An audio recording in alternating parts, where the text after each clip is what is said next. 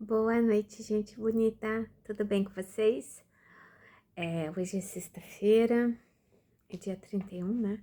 Caramba, mas o ano já quase acabou. O ano já quase acabou, deixa eu ver a data.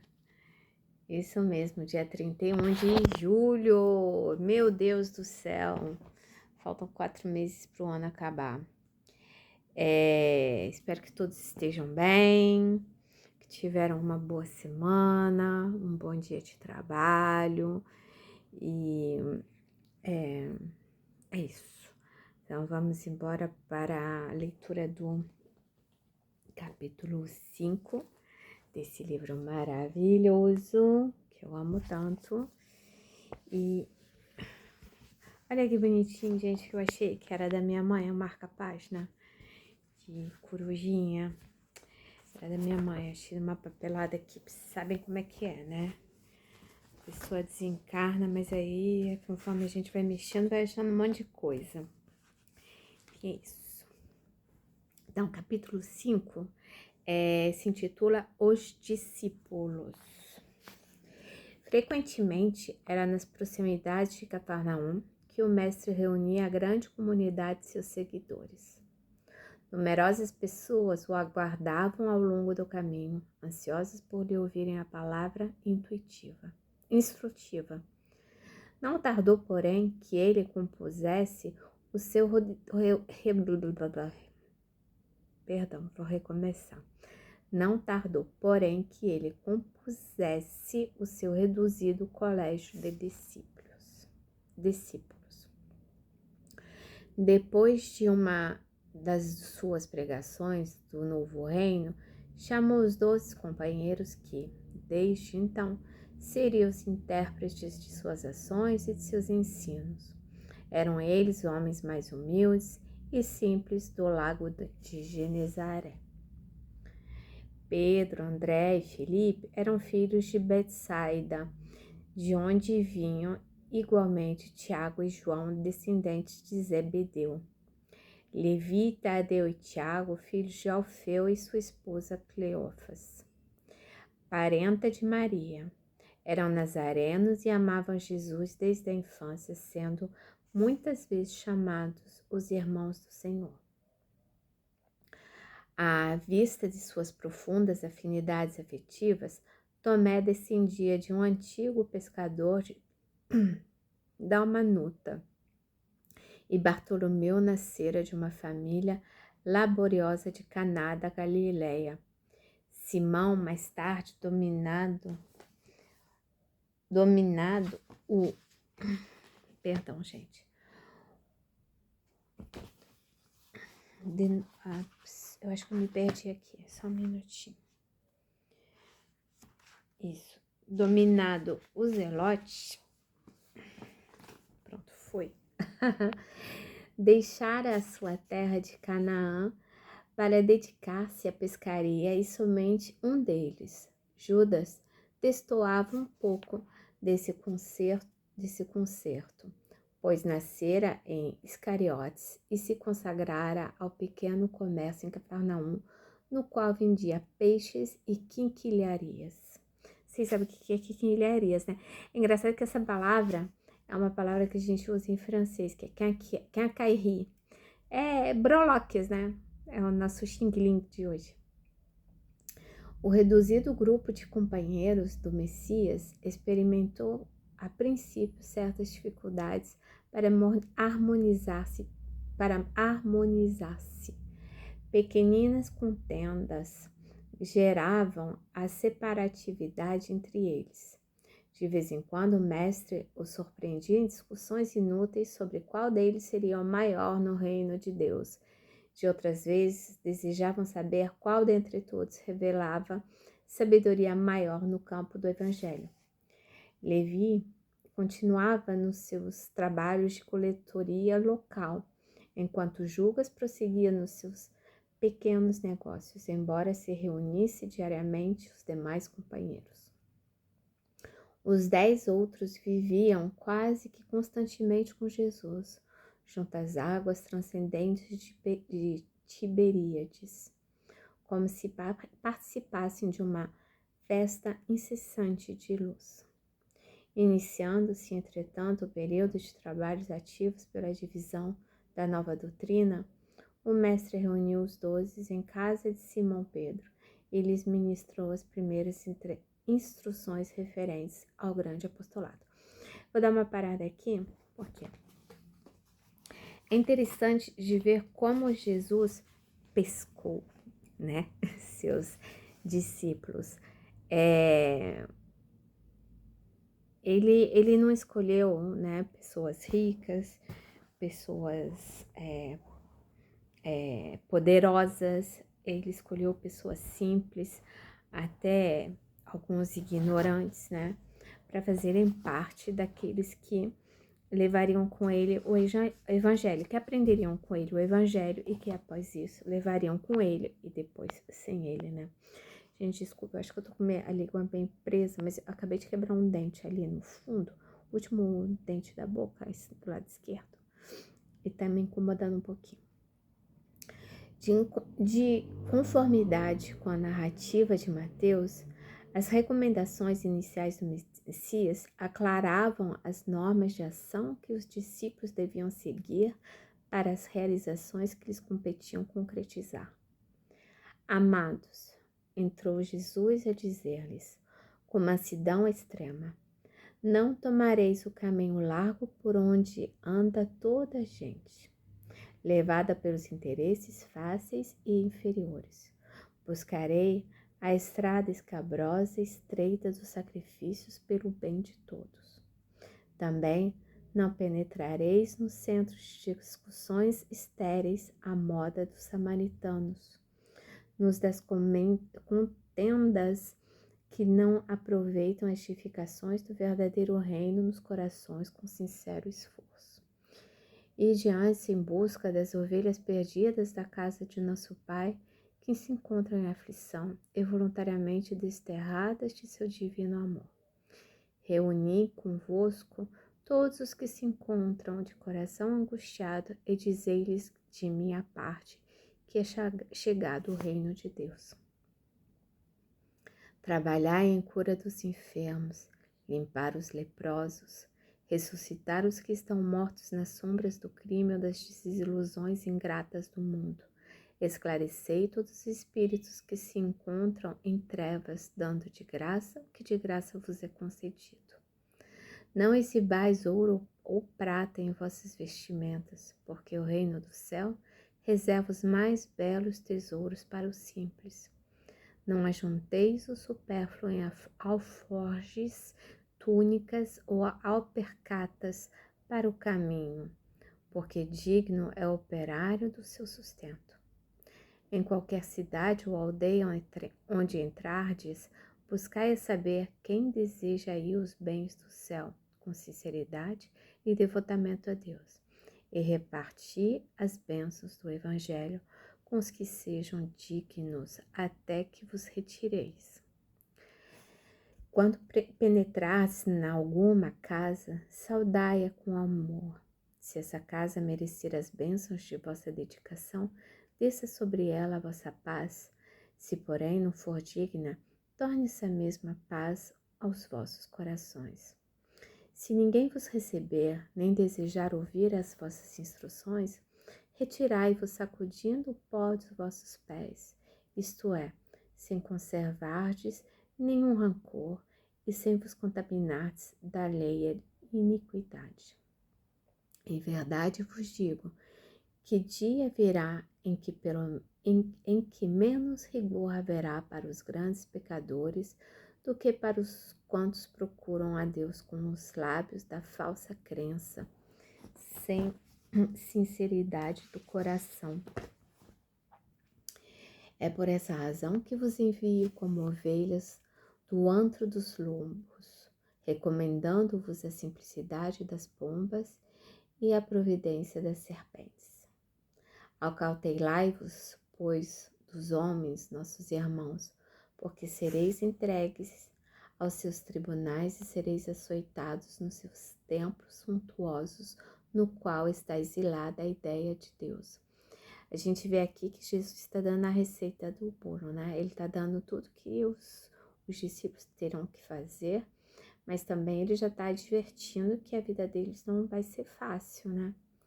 Sereis conduzidos como réus à presença de governantes e reis, de tiranos e descrentes, a fim de testemunhar-lhes a minha causa. No entanto, nos dias dolorosos da humilhação, nós não vos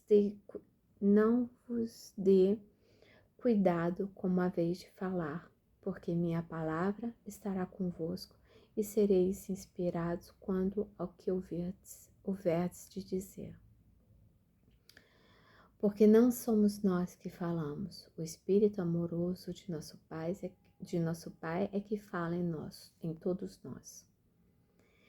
Nesses dias de sombra em que lutará no mundo por meu nome, o irmão entregará à morte o próprio irmão, o pai os filhos, espalhando-se nos caminhos o rastro sinistro dos lobos da iniquidade. Os que me seguirem serão desprezados e odiados por minha causa, mas aquele que preservar até o fim será salvo. Quando, pois, fordes perseguidos numa cidade, transportai-vos para outra, porque em verdade vos afirmo que jamais estareis nos caminhos humanos sem que vos acompanhe o meu pensamento, sem ter de sofrer. Considerai que também eu vim à terra para dar o testemunho, e não é o discípulo mais do que o mestre, nem o servo mais do que o Senhor.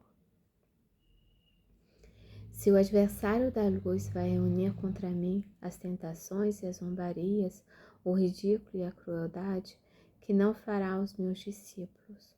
Todavia sabeis que acima de tudo está o nosso Pai, e que, portanto, é preciso não temer, pois um dia toda a verdade será revelada e todo o bem triunfará.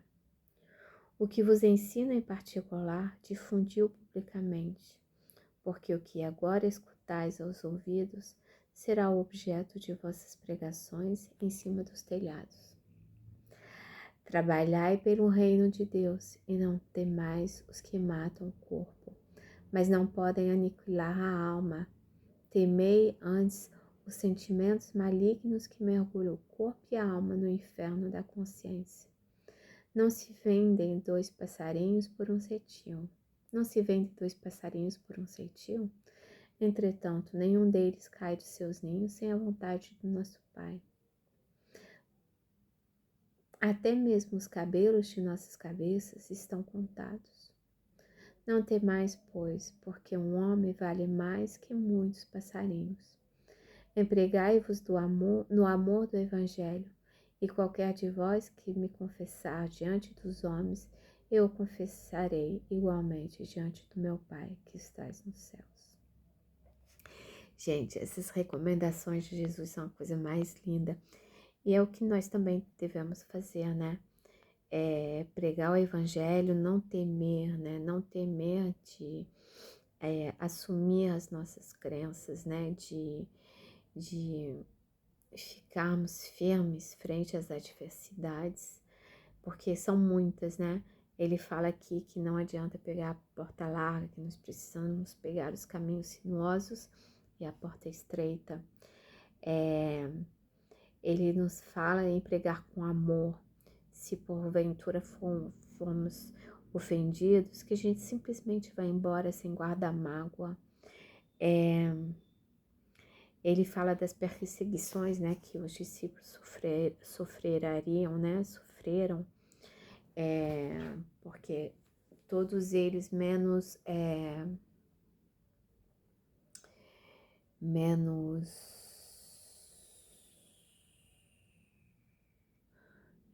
João Evangelista, gente, menos João Evangelista, tiveram mortes atroces, né, enfim, tiveram final de existências terrenas bem complicadas, né, entre eles Simão Pedro, né, que negou Jesus 3 vezes e que depois de tudo ocorrido foi um maravilhoso discípulo de fundador também da doutrina, né? Da doutrina não, do evangelho, né?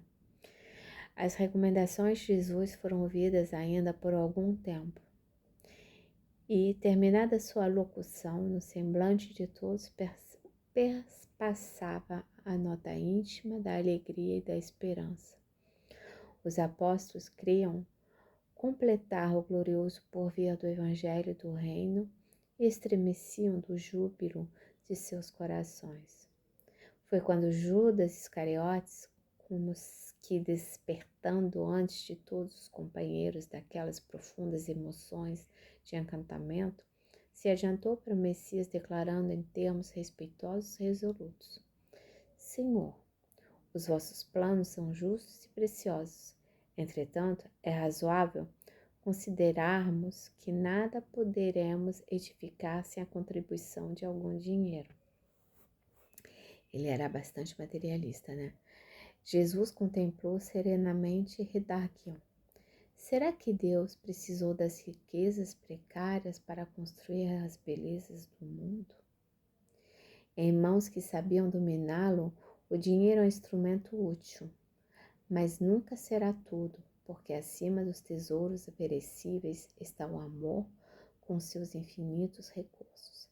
Em meio da surpresa geral, Jesus, depois de uma pausa, continuou. Jesus já sabia, né, o que Judas iria fazer, né? No entanto, Judas, embora eu não tenha qualquer moeda do mundo, não posso desprezar o primeiro alvitre dos que contribuirão comigo para a edificação do reino do meu Pai no espírito das criaturas. Põe em prática a tua lembrança, mas tem cuidado com a tentação das posses materiais. Organiza a tua bolsa de cooperação e guarda-a contigo. Nunca, porém, procures o que ultrapasse o necessário. Ele já tá falando para ele que ele sabe, né? Jesus é Jesus, né? Ali mesmo, pretextando a necessidade de incentivar os movimentos iniciais da grande causa, o filho de Iscariotes fez a primeira coleta entre os discípulos. Todas as possibilidades eram mínimas, mas alguns pobres denários foram recolhidos com interesse. O mestre observava a execução daquela primeira providência com um sorriso cheio de apreensões, enquanto Judas guardava cuidadosamente o fruto modesto de sua lembrança material. Em seguida, apresentando a Jesus a bolsa minúscula que se perdia nas dobras da túnica, exclamou satisfeito: Senhor, a bolsa é pequenina, mas constitui o primeiro passo para que possa realizar alguma coisa. Jesus fitou serenamente e retrucou em tom profético: Sim, Judas, a bolsa é pequenina. Contudo, permita a Deus que nunca sucumbas a seu peso. Tapinha de Jesus! Gente, é incrível porque acabo sempre falando a mesma coisa, né? Jesus é super sensato, super sincero, e ele falava o que ele sabia, o que ele sentia, o que ele pressentia. Ele já dava os sinais, né, do que ele sabia do que iria acontecer, né? Nessas longas aí, nessa longa lista aí que Jesus deu, né, citou aos discípulos, né? E ele já dá também as previsões, né, do que iria acontecer com eles, o que eles passariam, que eles seriam perseguidos, maltratados, julgados, enfim, tudo que aconteceu com eles. Jesus, eu falei, escolheu seus companheiros, os discípulos, entre o meio de pescadores, pessoas simples, pessoas comuns nas quais ele vê um potencial de crescimento e transformação. Ser discípulo de Jesus não era só caminhar ao lado dele, né? Mas era deixar a sua vida um pouquinho para trás, né? E para ajudá-lo, né? Para trabalhar por Jesus, né? Trabalhar por Deus, trabalhar pela espiritualidade, né?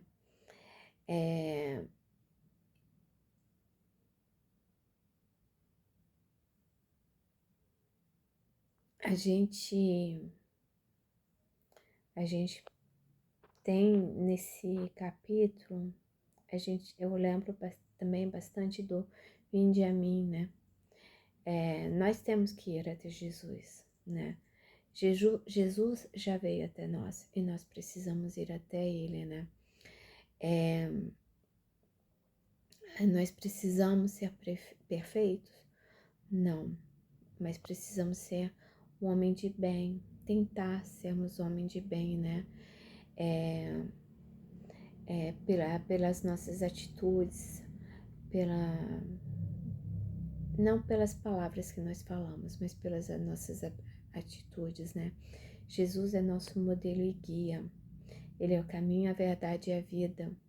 Ele nos pede para segui-lo o tempo inteiro e para incorporar e para que nós tenhamos o Evangelho dentro de nossos corações, dentro de nossas atitudes.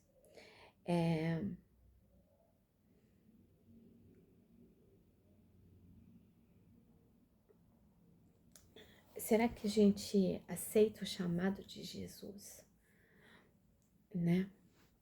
A gente precisa ficar bem atento ao chamado de Jesus. Jesus nos chama toda hora, é o que eu falo. Jesus já nos chamou, ele entregou pra gente a faca e o queijo, né? Nós temos a faca e o queijo na mão, mas nós precisamos fazer a nossa parte. Nós precisamos fazer o necessário para segui-lo, para caminhar, para podermos pisar nas suas pegadas, seguindo em frente nas nossas encarnações, nos melhorando, nos aprimorando, nos melhorando moralmente, tá, gente? O lado material é ruim? Não, não é ruim. A gente sempre fala, né, que tem pessoas que acham que ser espírita tem que deixar de lado o material. Não, até porque a gente precisa pagar conta, a gente precisa se vestir, a gente precisa comer, a gente precisa de um monte de coisa. Então, a gente precisa do lado material, obviamente, mas nós não podemos sermos escravos da materialidade. Quando ele avisa a Judas Iscariotes sobre a pequena bolsinha, né? Na última frase, ele dá um aviso, porque ele sabe o que Judas vai fazer. Então, ele dá o aviso de que não se deixa tentar, cair em tentação, né? Pela materialidade, pelo dinheiro fácil, seja lá o que for, né? E outra coisa, né?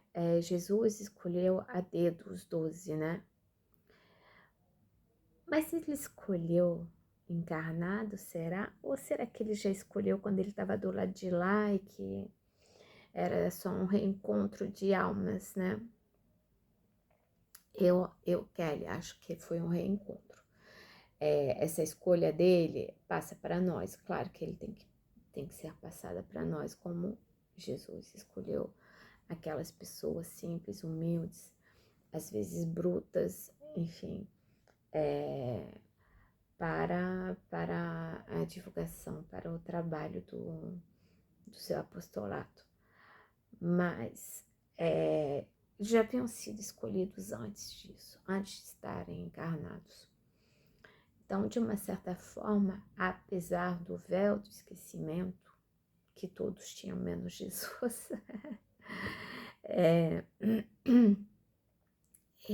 eles tinham esse coração, de uma certa forma, pronto, né? Para poder seguir Jesus, né? Na sua jornada, para poder fazer o que tinha que ser feito, né? A gente vê tanto Maria Madalena, que é engraçado, eles não citam ela aqui.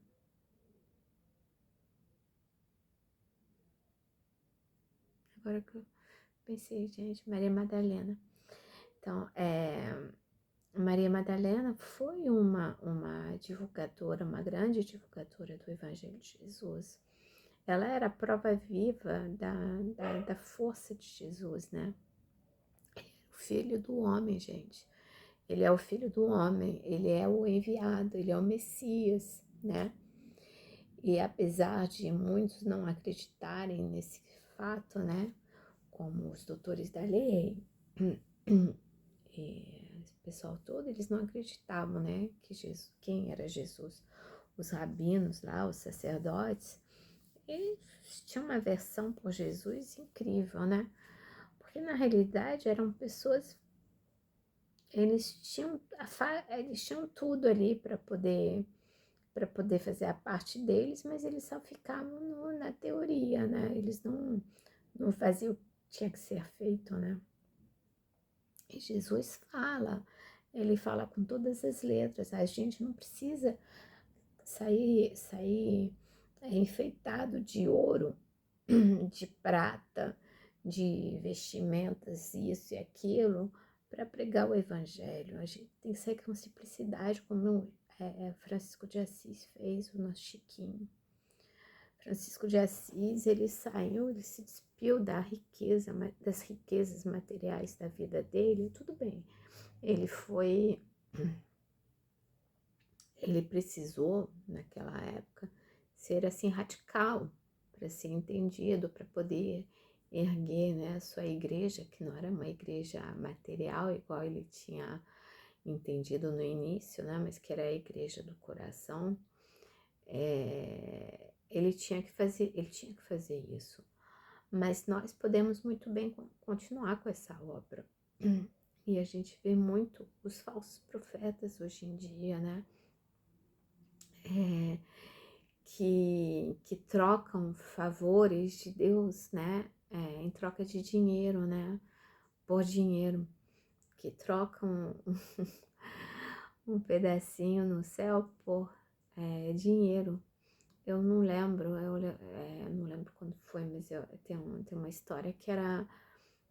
Eles estavam vendendo casa no céu. Gente, não existe isso. Então, a gente não pode cair nessas armadilhas, né? Muitas pessoas acabam caindo na armadilha. Eu acho que são várias armadilhas que tem, né? Colocando nos dias de hoje. Tem a armadilha material, né? A financeira, do dinheiro. Tem a armadilha da vaidade, do orgulho. São várias armadilhas nas quais a gente cai. A armadilha é eu ser mais do que você, eu sou melhor do que você. Então, assim, é o que a gente vê em determinadas igrejas, né? Sem apontar, sem rotular. Aqui o pastor, o padre, sei lá, porque acontece em tudo, né? O imã, lá na religião muçulmana, o rabino, né? Na judaica, que às vezes se colocam como intermediários diretos de Deus. O único intermediário que tem entre nós e Deus é Jesus. Assim eu acho, né? Posso estar equivocada, posso. Mas eu, Kelly, não tenho medo de me dirigir diretamente a Jesus. Quando eu estou passando por momentos difíceis, de aflição, de nervosismo, de inquietação, ou qualquer outra coisa, eu falo com Jesus. eu perturbo ele. Eu sou obsessora de Jesus. Eu perturbo muito ele. Que eu fico, Jesus, só você para me ajudar. Então, porque Jesus é o caminho para o Pai, né? Então, não chega ao Pai a não ser passar por ele, né? E como assim, às vezes, nós podemos passar por Maria para chegar até Jesus, né? Aquela forcinha da mamãe, né? De Mamãe Maria. E então, essas coisas são armadilhas, né? Os discípulos estavam vulneráveis às armadilhas. Tanto é que ele fala, eles tinham várias discussões entre eles, quem é o melhor, quem sabe mais, quem é o mais querido, de quem Jesus gosta mais. Eles morriam de ciúmes de Maria, de Maria, meu Deus do céu, tô difícil de nome, hein, gente? Eu acho que eu vou ter que ir no neurologista, tô esquecendo tudo. Maria de Magdala, Maria Madalena. Então, eles morriam de ciúme de Maria Madalena. Eles tinham ciúmes da relação, às vezes, com Mateus. Pedro se desentendia com muita gente. O Judas Iscariotes chegou e a gente viu que ele não se integrou ao grupo. Ele não estava numa integração harmoniosa com o grupo todo. A gente vê, ele fala aqui nesse texto, né? Ele ficou meio um pouquinho por fora. Mateus, apesar da profissão dele, ele era um discípulo dedicado, né? Ele era mais educado, ele era mais calmo, eu acho. Eu vejo o Mateus, assim, como uma pessoa mais ponderada, né? Não sei se é por conta do fato que ele tinha um pouquinho mais de instrução, que talvez ele era uma pessoa um pouquinho mais observadora, mas ele era mais na dele, né? E mais tranquilo, mais caladão. Aí tinha o Pedro, que era quebrava, não sei o que, enfim. Mas que apesar de tudo tinha um coração imenso. Tinha um coração do tamanho do mundo, né? E a gente via, principalmente quem assistiu essa série, né? Percebe o quão difícil foi para ele também, porque ele tinha uma esposa, né? Ele não era sozinho. Então ele tinha a esposa dele, ele tinha uma casa, né? Então ele tinha que dar conta daquilo também, né? Não deve ter sido fácil para Pedro, deve ter sido bem assim. Ele deve ter tido momentos de dúvida. Talvez seja por isso que ele tenha negado Jesus no final, né? Antes, no julgamento, que ele negou Jesus 3 vezes. Talvez esse tenha sido o motivo por ele ter uma família, né? Ter mãe, ter esposa, né? Então, assim, tem coisas na vida que, infelizmente, às vezes não são fáceis. Quem somos nós para julgar? Para julgar ele por ele ter negado Jesus. E depois tudo que ele fez. E quando ele desencarnou, eu não lembro direito da história. Jesus foi acolhê-lo, né? E Jesus, eu acho que foi mais ou menos isso. Aí Jesus ofereceu que ele se repousasse um pouco, né? Que ele descansasse um pouco, porque tinha sido difícil a trajetória dele pós-Jesus, né? Do jeito que ele morreu, enfim, tudo isso e as perseguições que ele sofreu, né? E Jesus oferece que ele se repouse e ele vira e fala, não, eu vou trabalhar. Então, assim, aí que a gente vê a evolução do espírito, né? Então, todos eles, mesmo Judas era apegado a Jesus, mas ele não conseguiu entender. Não sei se porque ele chegou depois, por último, né? Que ele não pegou todo o início, né, da, vamos dizer, entre aspas, da formação, né, da convivência com Jesus, né, daquele apostolado, mas ele não conseguiu entender o que era, né, ser seguidor de Jesus. Ele amava Jesus, mas ele não entendeu o propósito, como Zebedeu entendeu, por exemplo. Zebedeu entendeu, após uma conversa com Jesus, ele entendeu o propósito do Cristo. E Judas, vou ser sincera, eu não faço nem ideia quanto tempo Judas ficou com Jesus. Mas esse tempo que ele ficou com Jesus, ele não conseguiu entender o que Jesus queria, o que era o reino que Jesus tanto falava. Ele não conseguiu perceber o que era. Ele só achava que era um reino de muros, né? Que ia ter que pegar em armas, que ia ter que conquistar, que ia ter que expulsar os romanos, que ia ter que dominar tudo e tomar conta de tudo e virar um rei, sentar num trono, no trono da Judéia, e sentar lá e ficar lá e ser o rei o rei físico. Então, e para isso precisava de dinheiro, precisava de força bélica, precisava de não sei o que, de não sei o que lá mais. Ele não entendeu. Assim como muitos de nós também ainda não entendemos, né?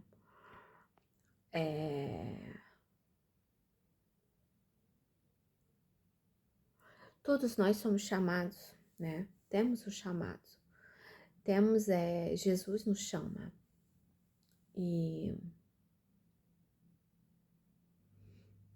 a gente aceita o convite. Nem todo mundo aceita o convite, né?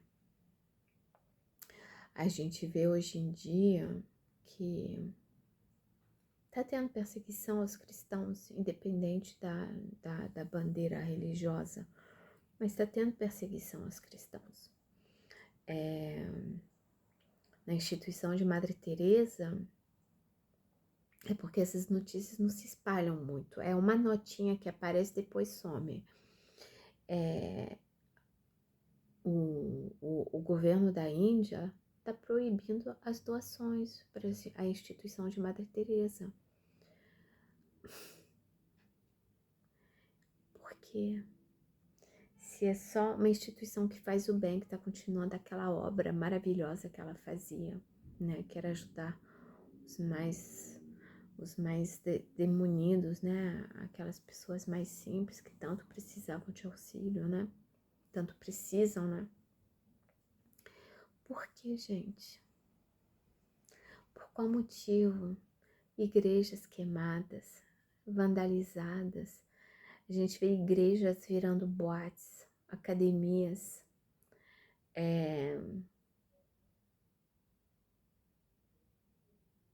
Para que isso? Então, o cristão continua sendo perseguido e tá tendo uma reviravolta que a perseguição está aumentando de novo. Então, quase não se fala, obviamente, mas nós precisamos prestarmos atenção, porque o momento é agora. Eu, por exemplo, eu não tenho vergonha de falar que eu sou espírita. Se eu estiver no meio de evangélico, eu vou falar que eu sou espírita, sim.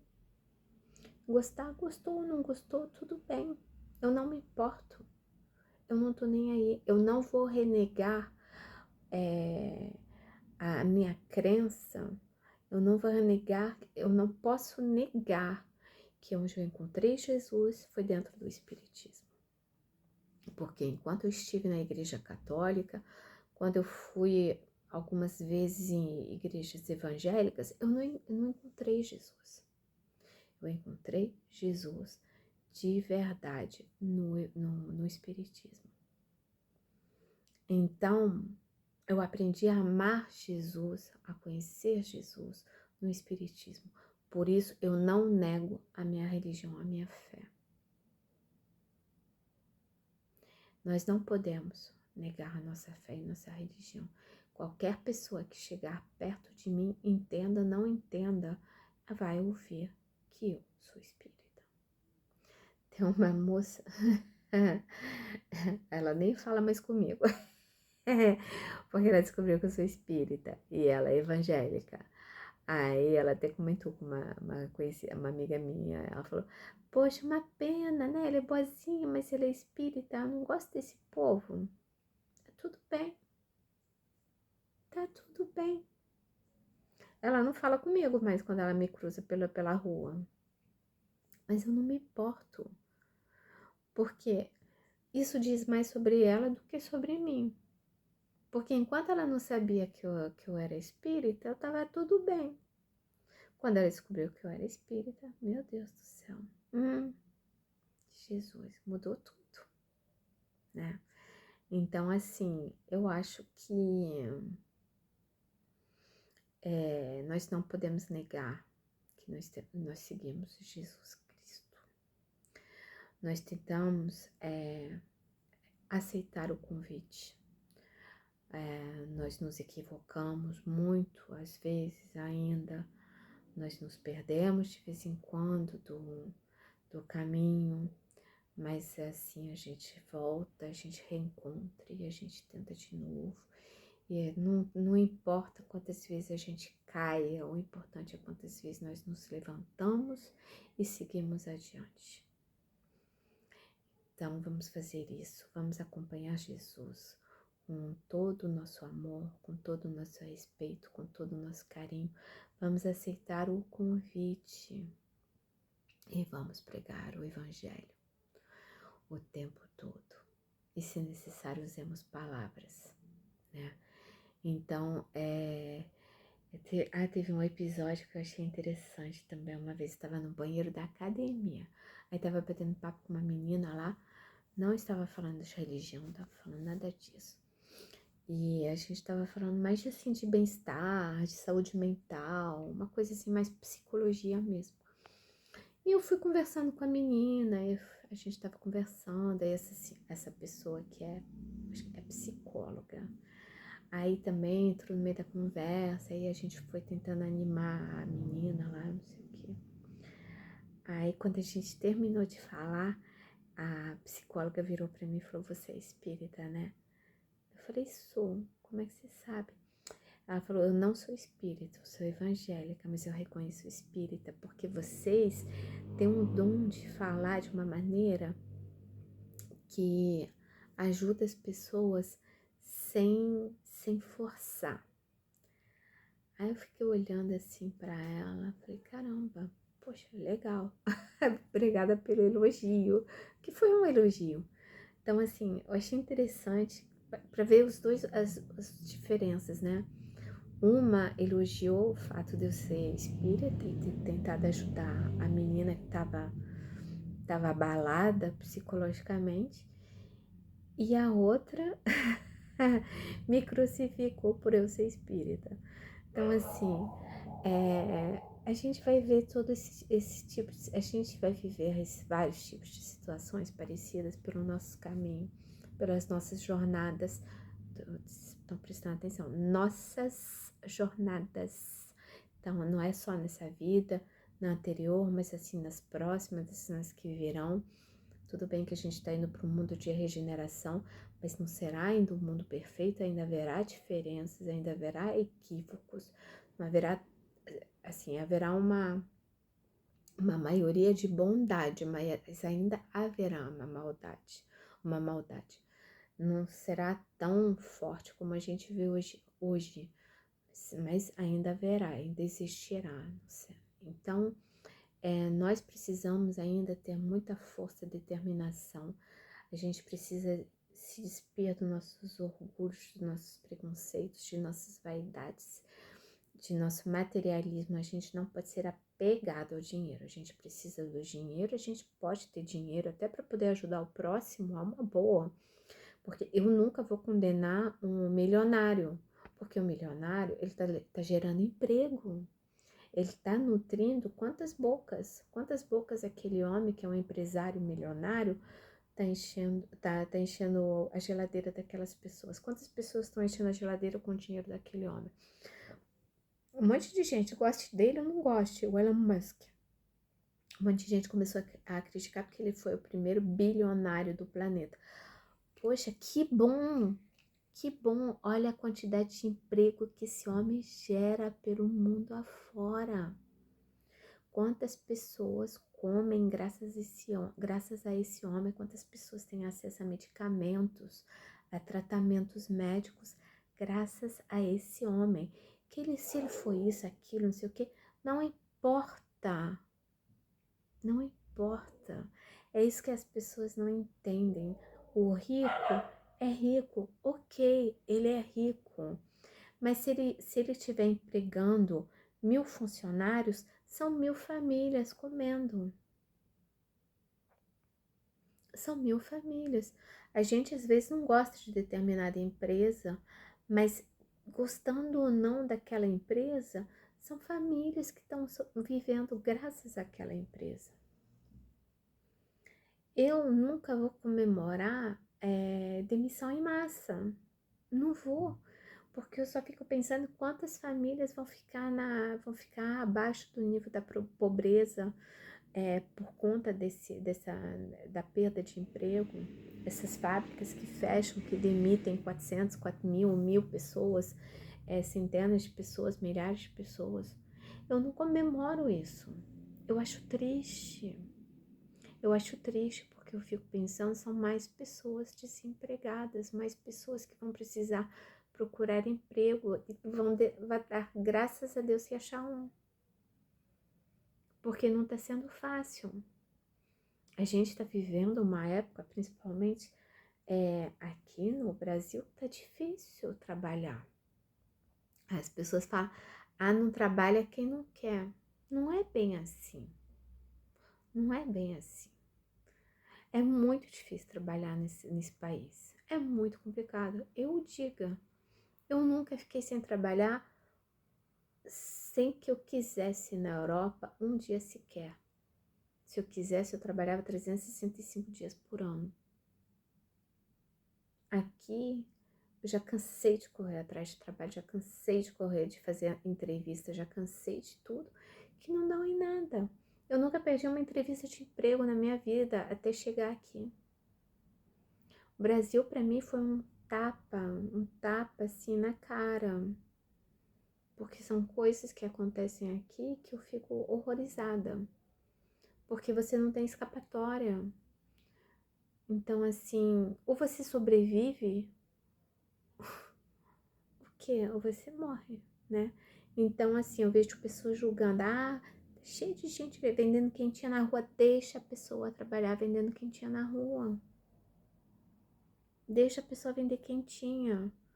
E quem sabe aqueles 200 reais que a pessoa vai ganhar, é uma conta de luz que ela vai pagar, é a comida que ela vai colocar na mesa. Depois da pandemia, quantas pessoas a gente viu cair o nível de poder aquisitivo, que tiveram que tirar as crianças de escolas particulares, tiveram que cortar plano de saúde, por quê? Porque não tinham mais condições. A vida é cara.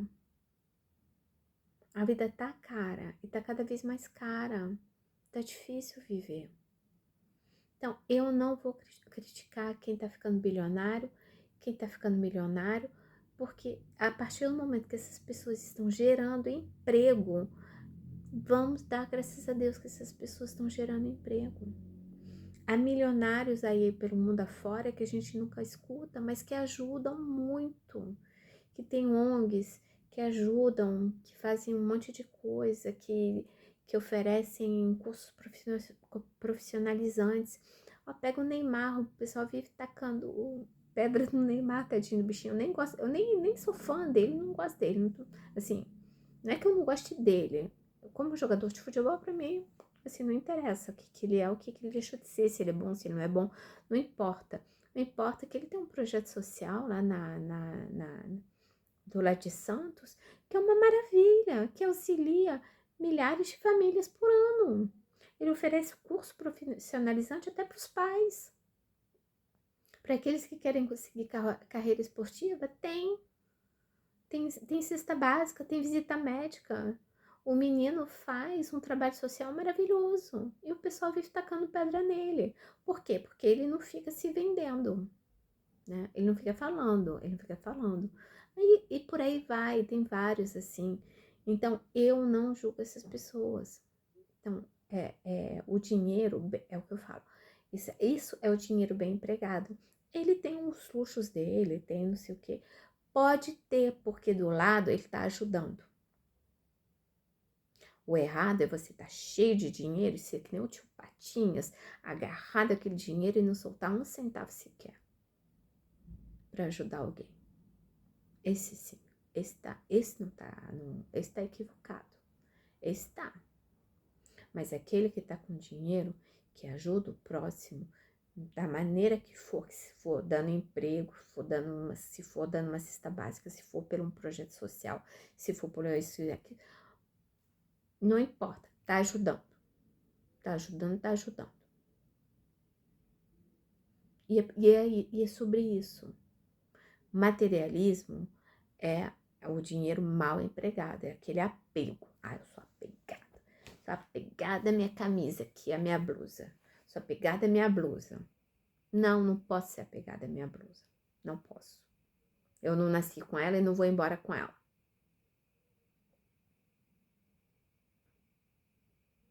E é sobre isso. Então, vamos tomar cuidado com as armadilhas da vida. As armadilhas são, como eu falei, orgulho, a vaidade, o materialismo. E vamos seguir adiante. Não vamos nos deixar abalar pelas ofensas. Vamos sacudir a poeira e vamos caminhando, que nem Jesus falou. Tá bom, gente? É isso. Me empolguei um pouquinho. Mas é porque de vez em quando me dá uns rompantes assim. Mas é sobre isso. Então vamos fazer a nossa prece. Vamos fechar os nossos olhos, respirarmos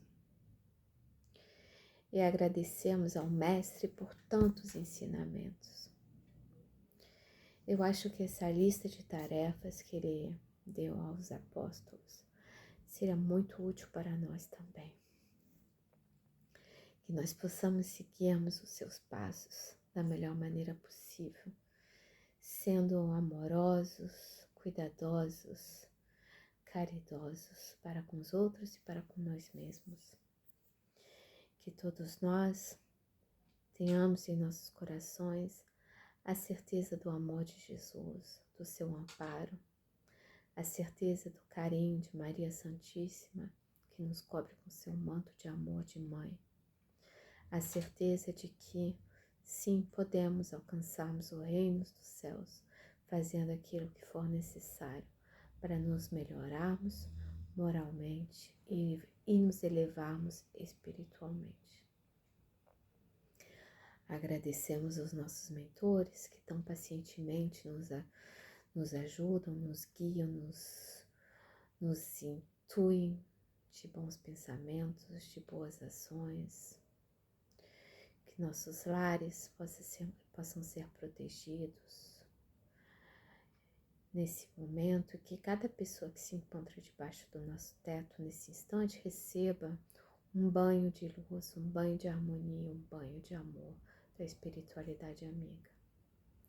Que nossas águas sejam fluidificadas, recebendo tudo aquilo que necessitamos. Que nossas casas tenham seus portões protegidos, impedindo o acesso daquilo que poderia desequilibrar os nossos ambientes. Agradecendo por tudo, Jesus, pelo todo aprendizado que você nos trouxe, agradecendo a nossa doce Mãe Maria por ter ajudado a trazer Jesus à Terra. Agradecemos a todos, agradecemos ao universo, agradecemos a natureza. Pai nosso que estais nos céus, santificado seja o vosso nome. Venha a nós o vosso reino. Seja feita a vossa vontade, assim na terra como no céu. O pão nosso de cada dia nos dai hoje. Perdoai-nos as nossas ofensas, assim como nós perdoamos a quem nos tem ofendido. Não nos deixeis cair em tentação, mas livrai-nos do mal. Ave Maria, cheia de graça, o Senhor é convosco. Bendita sois vós entre as mulheres, bendito é o fruto do vosso ventre, Jesus. Santa Maria, Mãe de Jesus, rogai por nós, pecadores, agora e na hora de nossa morte. Com a graça de Deus, com as bênçãos de Jesus, a amor de Maria Santíssima, que assim seja. Graças a Deus, graças a Deus. Boa noite para quem vai assistir à noite, bom dia para quem vai assistir de dia, de manhã, boa tarde, enfim.